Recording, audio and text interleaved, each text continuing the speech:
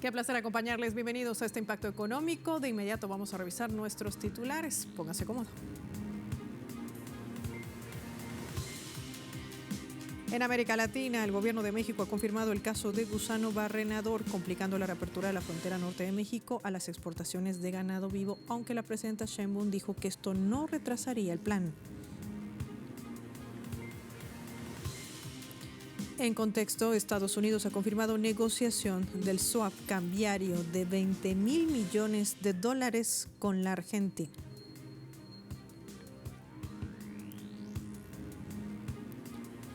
Y en 360 grados se han iniciado los vuelos sin visa entre China y Rusia.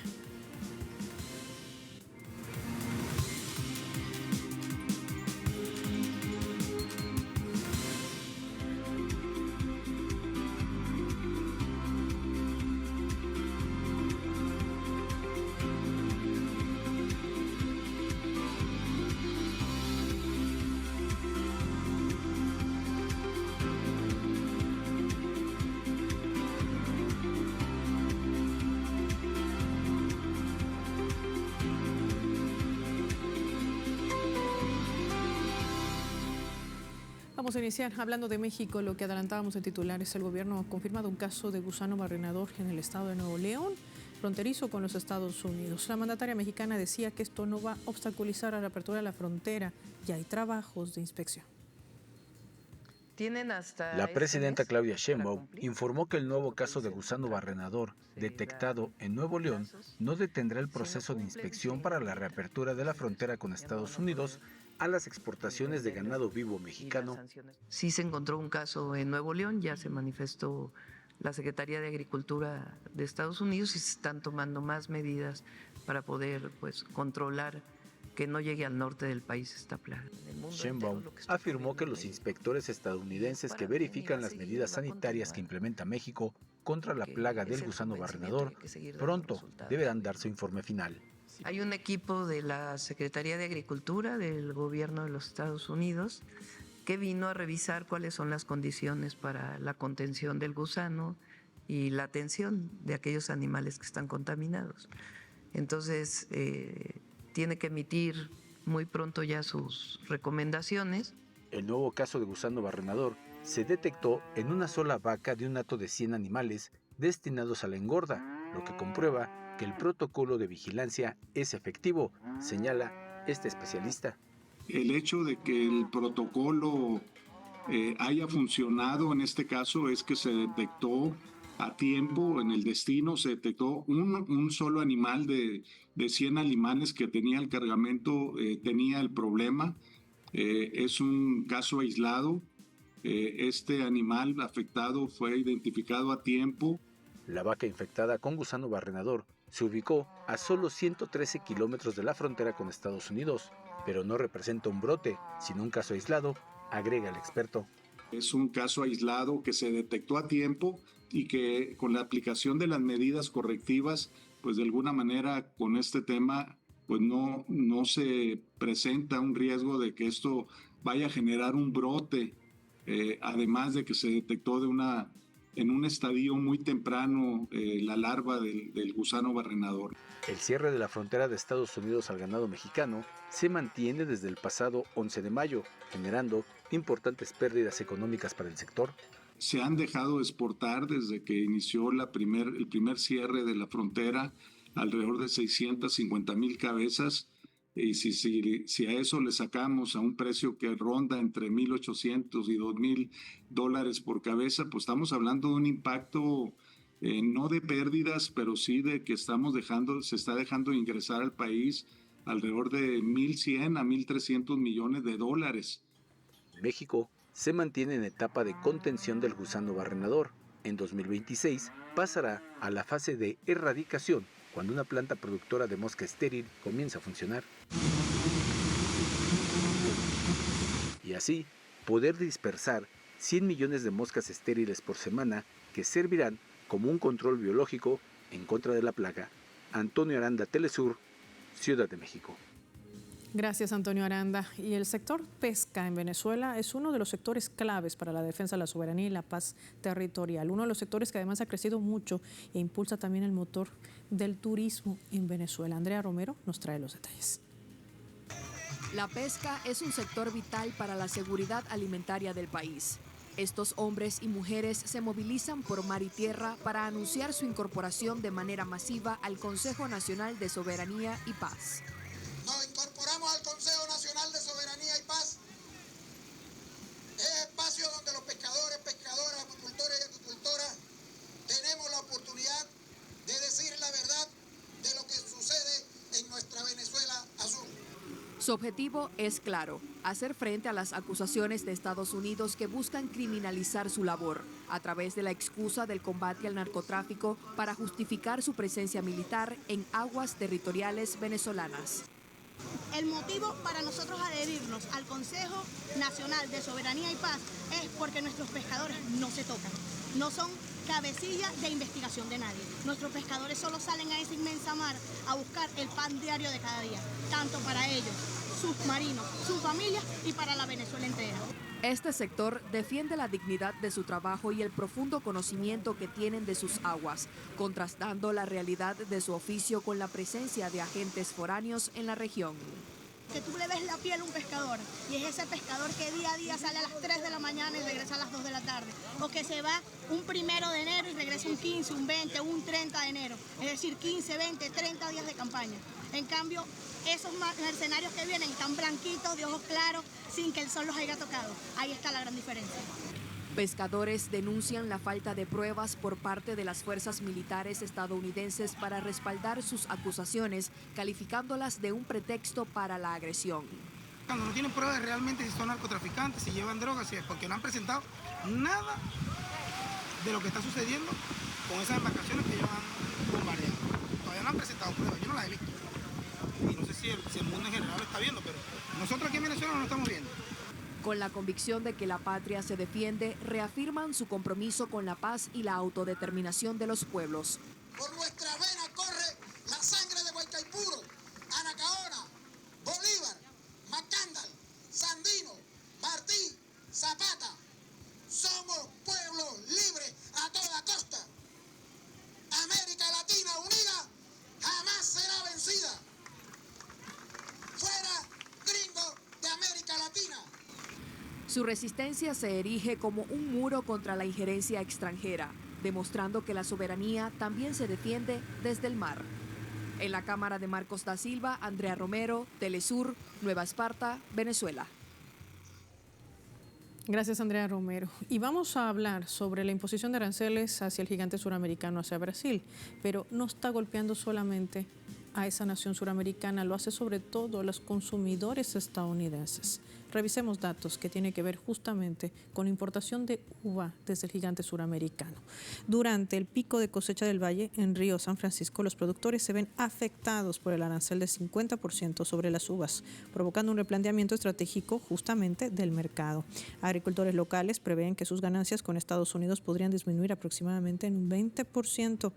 El mango es otro de los productos clave de la región que también pesa dentro de esta política arancelaria, poseyendo alrededor del 90% de las exportaciones y es uno de sus principales compradores, por supuesto, Estados Unidos. Es decir, esta guerra arancelaria no solamente impacta en la nación, sino sobre todo en el consumidor estadounidense, que tendrá que adquirir estos productos, pero lo tendrá que hacer mucho más caro.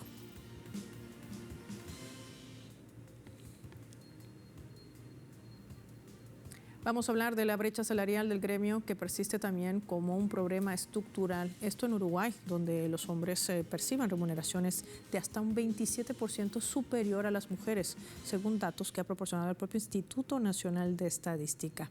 Este es un fenómeno que además marca esa discriminación que se mantiene incluso en sectores, sobre todo con mayoría femenina y en empresas de mayor tamaño, demostrando la profundidad del patriarcado en el mercado laboral laboral capitalista.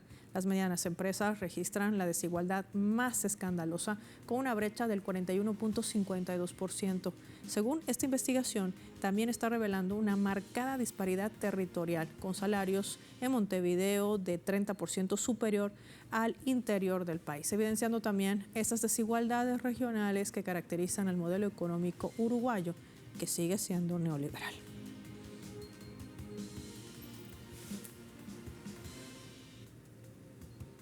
Marquemos una pausa. Cuando regresemos en Contexto estaremos profundizando sobre este acuerdo entre Estados Unidos y la República de Argentina. Esa negociación del swap cambiario por $20.000 millones. ¿Qué representa o qué dará Javier Milei a cambio? Lo vamos a revisar al volver.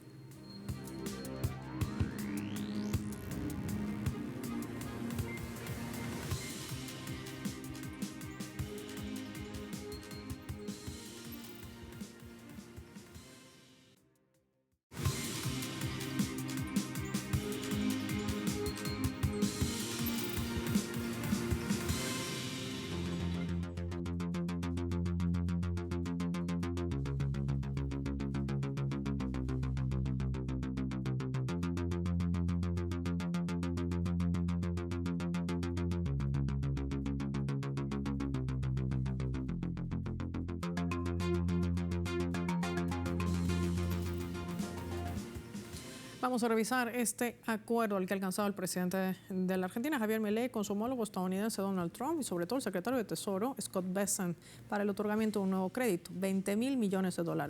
¿Cuál es el destino de estos fondos y por qué lo hace? Vean esto.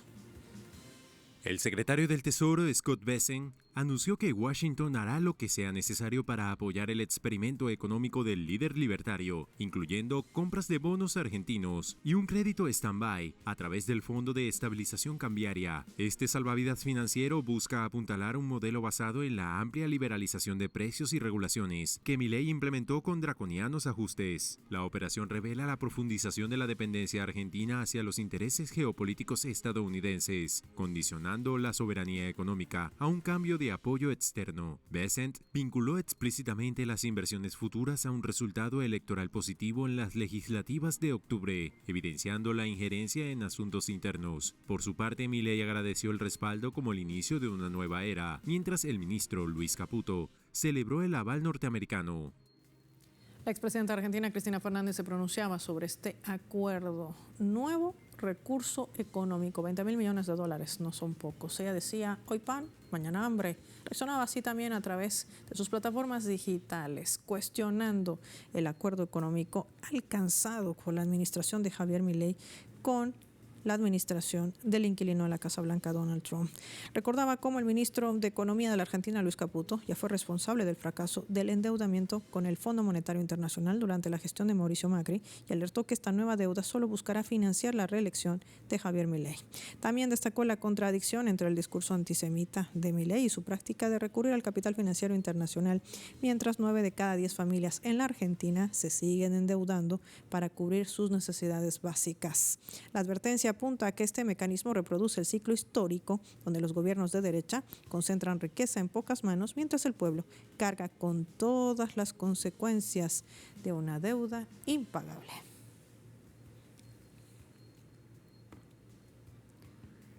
Y mientras todo esto sucede, se sigue analizando y entorpeciendo también la aprobación del nuevo presupuesto para la gestión 2026 también en la Argentina, en medio de una promulgación de la ley, recordemos, de salud pública, que horas después el propio presidente Javier Milei decidió suspenderla, una medida absolutamente inconstitucional.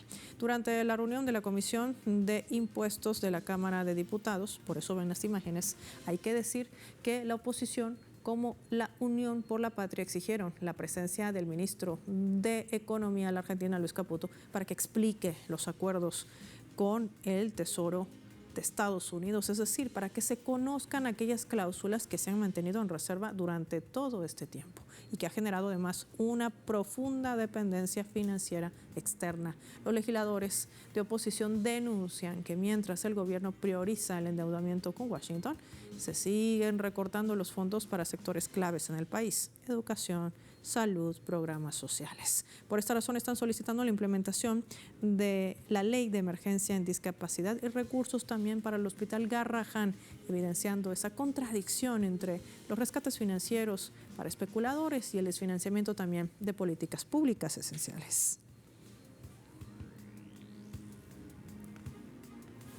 Pero este espaldarazo, como algunos lo denominan, que ha dado el presidente de Estados Unidos, Donald Trump, a Javier Milei, es tan solo un salvavidas para su gobierno que ha llevado a la economía argentina a enfrentar una nueva tormenta cambiaria. ¿Qué dicen los analistas? Varios de ellos coinciden en que el peso argentino está sobrevaluado entre un 20 y 30%, poniendo en evidencia las contradicciones del plan económico. Según expertos que también han abordado esta temática en portales web especializados en economía, hablan que la moneda requiere una depreciación audaz para alcanzar el superávit comercial que exige el Fondo Monetario Internacional. ¿Qué podría implicar esto? Una cotización de 1.650 pesos por dólar frente a los 1.408 actuales de tipo cambiario. Esta sobrevaloración artificial, aunque redujo temporalmente la inflación, ha generado distorsiones como la importación de carne, producto emblemático argentino, y compras en el exterior por precios mucho más bajos. El gobierno de Milei, que ha recibido promesas de apoyo financiero de la administración de Trump, enfrenta ahora el dilema de mantener artificialmente fuerte el peso ante las elecciones legislativas de octubre o ajustarse a las exigencias del Fondo Monetario Internacional. Una inflación controlada, dicen los expertos en economía, pero esto también se debe a que el Ejecutivo no realiza inversión alguna en infraestructura.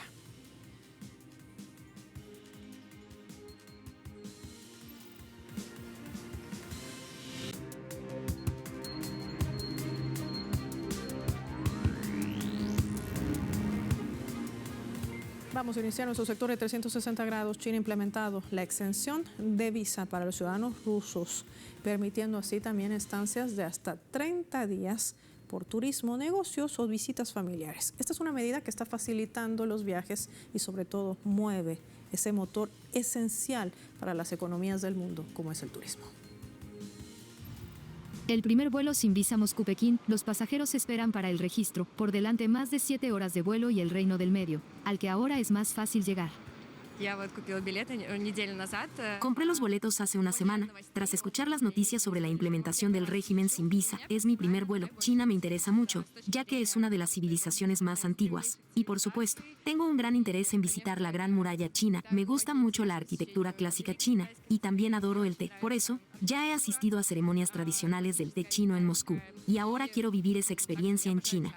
Desde la capital rusa se puede volar a Pekín, Shanghái, Cantón, Harbin y otras ciudades de la China. El número de vuelos varía según los días. En promedio, tenemos 108 vuelos a la semana, es decir, 216 operaciones de despegue y aterrizaje por semana, 108 despegues y 108 aterrizajes. Esto representa aproximadamente el 19% de todo el tráfico internacional de pasajeros del aeropuerto. Hay vuelos directos a la República Popular China desde San Petersburgo, Irkutsk, Chitá, Ekaterimburgo, Yuzhno-Sajalinsk y Kazán. Y si no es en avión, se puede viajar en coche o por agua. En la frontera hay más de 20 puntos de control. En la Asociación de Operadores de Turismo se espera que el número de viajes de los viajeros rusos a China supere los 2 millones a finales de 2025, un 25% más que el año anterior, según datos del Servicio Federal de Estadísticas de Rusia. Si comparamos, por ejemplo, con el año pasado, podemos decir con seguridad que en la última semana hemos notado probablemente un aumento de las reservas, tal vez el doble. El interés es muy grande, lo vemos claramente. Hay una gran cantidad de rutas y atracciones turísticas, incluyendo para aquellos que quieren ir al mar. Está el China continental y el China de playa en forma de la isla de Hainan. Por lo tanto, en verano, los programas con Hainan fueron muy populares, porque hace bastante calor para los programas de excursiones. Ahora, con la llegada del otoño, el clima se estabiliza a temperaturas más acostumbradas para nosotros, por lo que hay una gran demanda de recorridos de excursión. La Gran Muralla China, el desierto de Gobi, el Valle de los Tres Cañones en Sichuan, elegir es difícil. Si un turista nunca ha estado en China, recomiendo Pekín y Shanghái, son nuestras dos capitales. Además, se puede visitar Chongqing, es una ciudad muy hermosa y maravillosa, se puede viajar en cruceros por el río Yangtze y los Tres Cañones, podrás conocer la antigua cultura e historia de China. Cabe mencionar que entre los turistas rusos también hay quienes planean viajar por segunda vez, recordando cómo vieron China en su primer viaje. Irina Berman, participante del proyecto BRICS Blog Steam, guarda recuerdos vívidos de su infancia. Vivíamos en Vladivostok, de hecho, soy originaria de allí. Fue un viaje de 3 días con mis padres a Harbin, que está a unos 700 kilómetros de Vladivostok, y como se dice, fue un recorrido rápido por lugares hermosos. Recuerdo el acuario, y también hay una gran calle que me recuerda a nuestro Arbat. Ahora, cada viajero ruso tiene un mes completo para explorar el Reino del Medio. Ya que se puede permanecer en el país sin visa durante hasta 30 días, los empresarios tampoco necesitarán visa, ya que el régimen introducido simplificará los viajes de negocios y, según los expertos, abrirá nuevas oportunidades para el desarrollo de la cooperación económica entre Rusia y China. Gracias a TV BRICS por esa información. Y Tayikistán se ha convertido en un epicentro de la explotación de minerales y tierras raras. Hay que decir que es el segundo exportador, porque el primer exportador en antimonio es China. Esto sobre todo a países europeos, quienes aún mantienen su dependencia de este mineral estratégico, no solamente para nuevas tecnologías, sino también para el ámbito militar. Hay que contarles que esto está generando una exportación de cerca del 54% de antimonio, lo que consume el continente europeo de Tayikistán. Este metal estratégico esencial para energías renovables, tecnología militar, que además es explotado en condiciones extremas a 4.000 metros de altura. Hay que señalar también que China domina esta cadena productiva con inversiones que controlan el 50% del mercado mundial, mientras la Unión Europea clasifica el antimonio como materia prima crítica por temor a perder soberanía económica. Tayikistán intenta financiar su industrialización mediante este extractivismo controlado por capitales extranjeros.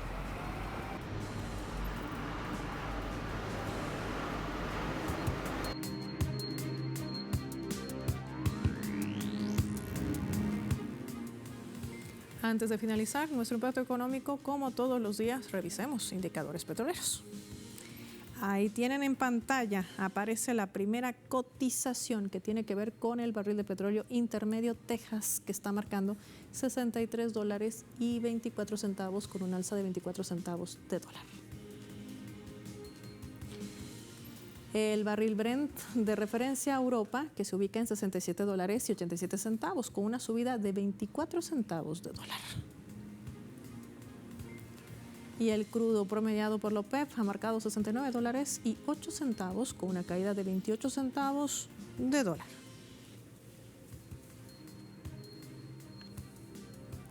Así cierra la cotización del tema petrolero. Finaliza con eso también nuestro impacto económico. La invitación, como siempre, para que se mantenga muy atento a nuestra multiplataforma. Si quieres saber cómo marcará y abrirá la bolsa mañana, muy temprano también en nuestra edición matutina. Soy Paola Pérez. Gracias por acompañarnos.